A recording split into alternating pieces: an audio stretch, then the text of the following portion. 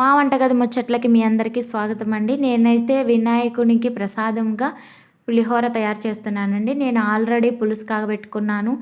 ఇంకా తాలింపు కూడా రెడీ చేసి పెట్టుకున్నాను. రైస్ కుక్ చేసి పెట్టాననమాట. ఇవన్నీ క్లారిటీగా, క్లియర్‌గా కావాలి, ఇంకా పెద్ద వీడియో కావాలి అంటే నాకు కామెంట్ చేయండండి. నేను మీ అందరి కోసం తప్పకుండా పెద్ద వీడియో పెడతాను. క్లారిటీగా చూపిస్తాను. నేనైతే ముందు రైస్‌ని స్మాష్ చేసుకొని ఇలాగా ఉండలు లేకుండా కలుపుకున్నాను. అందులోకి కొద్దిగా ఉప్పు వేసుకున్నాను. చింతపండు పులుసు వేసుకున్నాను. చింతపండు పులుసుని అన్నానికి కలిసేలాగా కలుపుకున్నాను. ఇంకొక విషయం ఏంటంటేనండి, ఇలాగ తాలింపులోనే పసుపు వేసామనుకోండి, అంటే తాలింపు అంటే ఆయిల్ తాలింపు పెడతాం కదా, అందులో పసుపు వేస్తే పులిహోరకి మంచి కలర్ వస్తుందండి. టేస్ట్ కూడా చాలా బాగుంటుంది. నేను అలాగే వేస్తాను. అలాగ వేసి మిక్స్ చేసుకుంటే సరిపోతుంది.